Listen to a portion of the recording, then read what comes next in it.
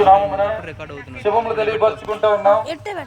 రీతిగా క్రిస్మస్ సందర్భముగా ప్రభువైన యేసుక్రీస్తు వారిని మీకు కూడా పరిచయం చేయాలనే ఉద్దేశంతో రీతిగా మీ వద్దకి ఈ రీతిగా పాటలు పాడుకుంటూ రావడం జరుగుతూ వచ్చింది.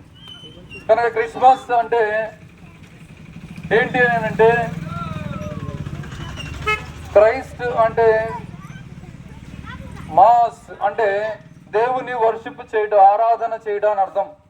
కనుక దేవుని ఆరాధన చేయడం, యేసు ప్రభువుని ఆరాధన చేయడం అంటే అర్థం దేనికి అని అంటే, ఎందుకు ఆరాధన చేయాలంటే ఆయన 2025 సంవత్సరాల క్రితం ఈ భూమి మీద పుట్టినవాడిగా ఉంటున్నాడు.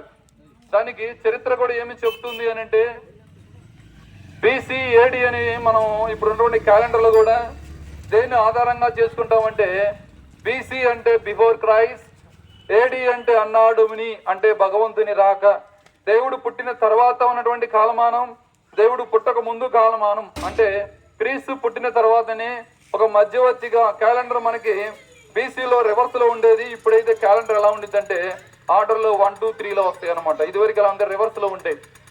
అయితే ఈ కాలమానానికి ఆ మధ్యవర్తిగా ప్రభువైన యేసుక్రీస్తు వారు వచ్చారనేటువంటి చెప్పడానికి చరిత్రపరంగా ఆధారం అదొక ముఖ్యమైన ఆధారం.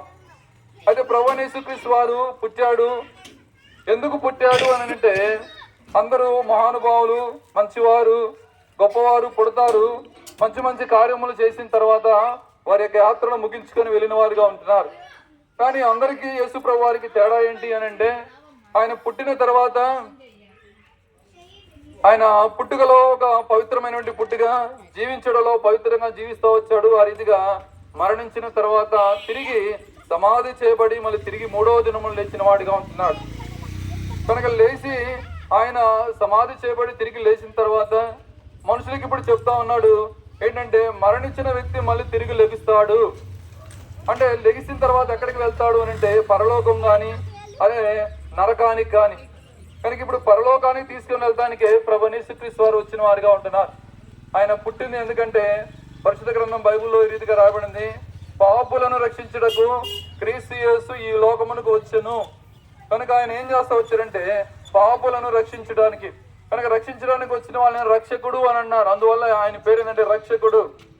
ఇదిగో ప్రజలందరూ కరగబో మహా సంతోషకరమైన సువర్తమానము నేడు మీకు తెలియజేయడానికి వచ్చి ఉన్నాము. 7 ఏళ్ళనగా రక్షకుడు పుట్టి ఉన్నాడు.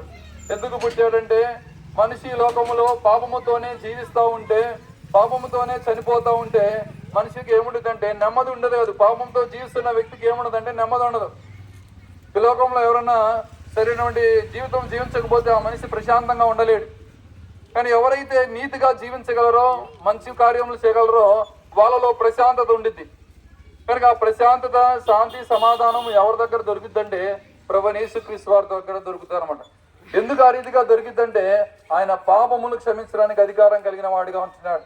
ఆయన జన్మించడంలో పాపము లేదు, జీవించడంలో పాపము లేదు. అందువల్ల ఆయన దగ్గరకు వస్తే, ప్రభువా నేను పాపిని, నా పాపములు క్షమించమని అడిగితే ఆయన ఏం చేసేవాడంటే పాపములు క్షమించేవాడిగా ఉంటాడు.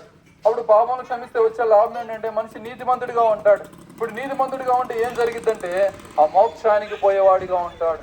ఆ నిత్యం ఎగిరిగాలు ఉండే రాజ్యానికి వెళ్ళేవాడిగా ఉంటాడు. మనిషి పుట్టినట్టు ప్రతి ఒక్క వ్యక్తి గిట్టక తప్పదు, చనిపోతాడు. అయితే చనిపోయిన తర్వాత ఎక్కడికి వెళ్తున్నాడు ఆలోచన చేస్తే, చనిపోయిన తర్వాత మనిషి ఏం జరుగుతుందంటే తన యొక్క ఆత్మను పరలోకం కానీ పాతాళం కానీ వెళ్ళాలి.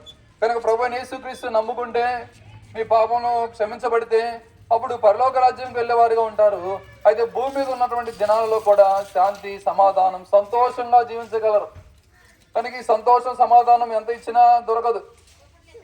కనుక మనుషులు శాంతి, సమాధానం, సంతోషం కావాలంటే ఎక్కడా దొరికేదిగా ఉండదు. కాకపోతే అది ఎక్కడ దొరికిద్దంటే, ప్రభువైన యేసుక్రీస్తు దగ్గరకు వచ్చినట్లయితే, ప్రభువా నేను పాపిని, నా పాపములు క్షమించమని చెప్పేసి అడిగితే, పాపములు క్షమించబడినప్పుడు ఎంత అంటే ధన్యులుగా చేయబడతాం. అందుకే పరిశుద్ధ గ్రంథం బైబిల్లో కీర్తన గ్రంథం 32వ అధ్యాయంలో ఈ రీతిగా రాయబడింది, తన పాపములకు పరిహారం నొందినవాడు, తన అతిక్రమములకు పరిహారం నొందినవాడు, తన పాపములకు ప్రాయశ్చిత్తం నొందినవాడు ధన్యుడు అని.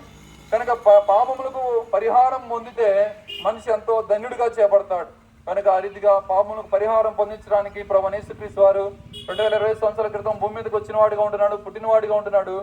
33.5 సంవత్సరాలు భూమి మీద జీవించి పవిత్రంగా ఉన్నవాడుగా ఉంటున్నాడు కనుక ఆ పవిత్రుడైనటువంటి యేసుక్రీస్తు దగ్గరకు వచ్చి ప్రభువా నేను పాపిని, నా పాపములు క్షమించమని చెబితే ఆయన ఇప్పుడు మీ హృదయంలో కూడా ఏం జరుగుతుందంటే క్రిస్మస్ అంటే క్రీస్తు పుట్టేవాడిగా ఉంటాడు. క్రీస్తు పుడుతున్నాడని ప్రపంచం అంతా పండుగ చేసుకుంటున్నారు. కాకపోతే క్రీస్తు మామూలుగా హృదయంలో పుట్టాలి. హృదయంలో పుట్టితే అది హృదయంలో పుట్టాడు అంటే అర్థం ఏంటి అని అంటే మన హృదయం మారిపోతుంది, శాంతి సమాధానం సంతోషం వస్తుంది, పాపపు జీవితం ఉండదు, హృదయంలో నెమ్మది ఉండదు. ప్రభువుని యేసునందు విశ్వాసం ఉంచండి, అప్పుడు మీరు మీ ఇంటి వారిని గొప్ప ఆత్మరక్షణ పొందేవారిగా ఉంటాం. మేము ఇక్కడి నుంచి